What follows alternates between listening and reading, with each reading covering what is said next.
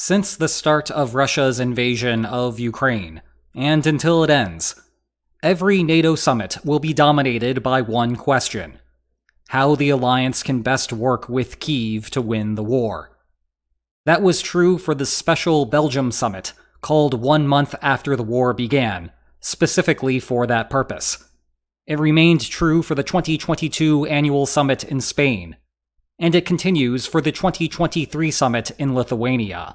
But as time progresses, and Western advocates for Ukraine become more and more acceptant that full membership will not happen anytime soon, there has recently been a shift in the discussion to EU membership as being a close substitute, citing similar collective security provisions within the European Union Treaty. But is it a close substitute? Today we're going to talk about the hurdles to Ukraine joining NATO, the logic behind the EU as an alternative, and why it is just not the same, but that EU membership is certainly better than nothing. Ultimately, we will learn why Ukraine sees this as NATO or bust. But the details are more complicated than that. Let's start at the top with those Ukrainian NATO hurdles. We can subdivide the issue into two problems: a direct one with the North Atlantic Treaty, and one based on broad NATO working policy. The rule-based problem comes from Article 10 of the treaty, which requires unanimous support to admit new members. We have an entire video on the subject, so I will not go into the details regarding why the founding members structured the alliance in such a manner. The key implication is that every single one of these countries can deny Ukraine entry into NATO, as Sweden knows all too well. While there are some idiosyncratic reasons that Turkey has stalled Sweden's entry, here's looking at you, PKK, this basically means that Turkey has to consent to Ukraine, or the process is going nowhere. Turkey, of course, has tried to play mediator throughout the war, and does not seem particularly interested in changing that. But we should not pin any holdup entirely on Turkey. There is broader Ukraine skepticism in the halls of NATO's Brussels headquarters. As the alliance expanded, NATO began standardizing its rules for application. One component is to have settled borders, the idea being that NATO does not want to inherit an ongoing conflict. Of course, that encourages rivals to create disputes to keep would-be members out. And that is exactly what Russia did in 2014, and then doubled down on with its February 24th, 2022 invasion. In the short and medium term, there seem to be only two plausible ways that Ukraine could satisfy the no-dispute standard. First, Ukraine achieves a sweeping victory and forces Russia to sign a treaty that recognizes Ukraine's 2013 borders as, well, Ukrainian. The jury is still out on how Ukraine's offensive will unfold, but the type of victory just described is on the extreme of those expectations, unless Russia devolves into a massive civil war, akin to Russia's departure from World War I. That seemed like a stretch going into the summer, but became just a little more plausible following Wagner's thunder run to Moscow on June 24th.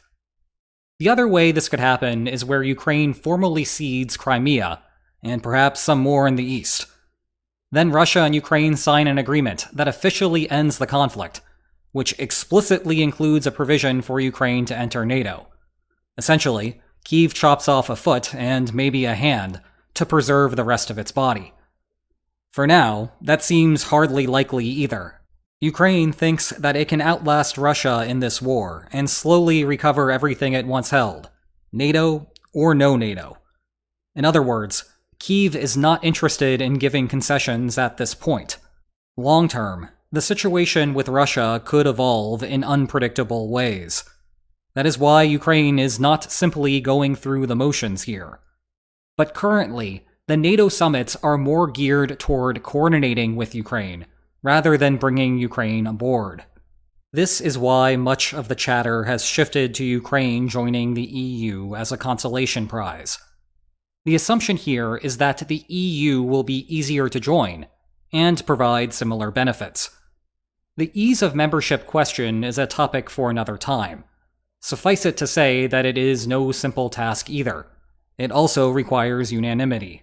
The EU's Copenhagen criteria for membership require applicants to follow the rule of law and have a functioning market economy.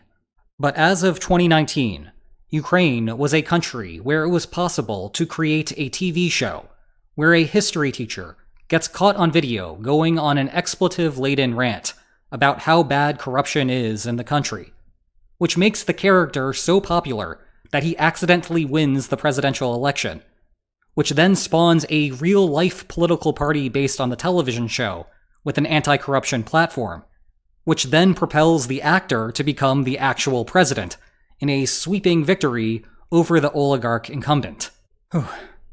Although unanimous EU affirmation that corruption is a thing of the past is a high bar, the key difference is that Turkey is not a barrier anymore, though Hungary, the other half of Sweden's holdup, is still there. Long story short, it is a promising direction, but not the end of the story.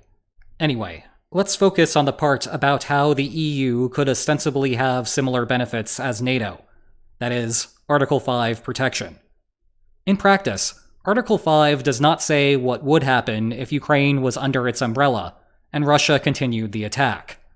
Rather, the article just instructs member states to do whatever they deem appropriate for the situation. We do not have much of a historical template for how this works in practice, because it has only been invoked once, the United States in Afghanistan, under circumstances that are just about the exact opposite of a World War I-style trench battle in Europe. Regardless, one would imagine that NATO's response would be quicker, involve more materiel, take advantage of NATO's pre-existing joint command, and, yes, may very well include having boots on the ground. But again, suppose that NATO is off the table, but the EU is not. Problem solved? Analysts have pointed out that an EU equivalent to Article 5 exists. It says that, if a member state is the victim of armed aggression on its territory, the other member states shall have toward it an obligation of aid and assistance by all means in their power. Besides the awkward legalese, it sounds like just about everything you would want, right? But Ukraine sees it differently. It's NATO or bust. The problem is that, like any other international obligation, they are obligations. The non-existent international police will not arrest any European leader for failing to come to Ukraine's aid. Consequently, opposing leaders are not going to just look at the rules as written, conclude that collective defense will happen, and then choose not to invade. If you really want to deter your opponent with collective self-defense, your opponent needs to believe you. Astute viewers will recognize that the legal criticism that I have levied regarding the EU treaty applies equally to the North Atlantic Treaty, but they are night and day when it comes to the believability part. As a starting point, I ask you, what is the name of the EU collective defense provision? I have no doubt that many of you know. You care a lot more about this than the average person. But I am also willing to bet the channel that the vast majority of you do not, even those of you who live in the EU. And if you do know, go ahead and take a victory lap in the comments. You deserve it. For those remaining, perhaps multiple choice would help. What do you think? Still unsure? Okay, I actually lied. It's none of those. The provision is Article 42.7. If you have a hard time remembering that, it is the meaning of life, plus a lucky number. At least that is the only way that I can remember it. Even if you live in the EU, you should not feel bad about not knowing the label. For one thing, almost all of you also live under Article 5. Note that Sweden is one of the exceptions and is trying to get into NATO, which is telling. Even the full text of Article 42.7 alludes to Article 5. For another, the EU is primarily a trade bloc, with aspirations for more. It is not a military alliance. That is why the provision is relegated to Article 42.7. It is not on the first page of the treaty, It is on page 29. It also means that when EU states are voting to admit a new member, they are thinking about the economic consequences of doing so, not something buried in the dark depths of the treaty. By comparison, the thrust of NATO is collective defense. You get to it almost immediately in Article 5. The first two articles are boilerplate: peace is good and war is bad. The third talks about maintaining individually strong armies, and the fourth describes how to call a meeting. Then, bam, the meat of the treaty. Thus, when members are voting on whether to expand, the military issues are the focus. Never mind that Article 5 has 3/4 of a century behind it, whereas 42.7 still cannot even order a drink from a bar. And never mind that the United States is not covered in it. Never mind that the United Kingdom is not covered in it either. 42.7 and 5 are not the same. One gives Russia pause. The other is an afterthought. Alright, that was a lot of hating on the EU. But let's talk about why it will still be a useful step for Ukraine, even ignoring 42.7. It is worth remembering that Ukrainian EU membership is how we got here in the first place. In 2013, it looked like Viktor Yanukovych was about to sign a trade deal with the European Union, seen as an important first step toward EU membership. Then he switched at the last minute to join Russia's Eurasian trade bloc, with Russia laying in the coercion, precisely because the Kremlin was worried about Ukraine going down the EU path.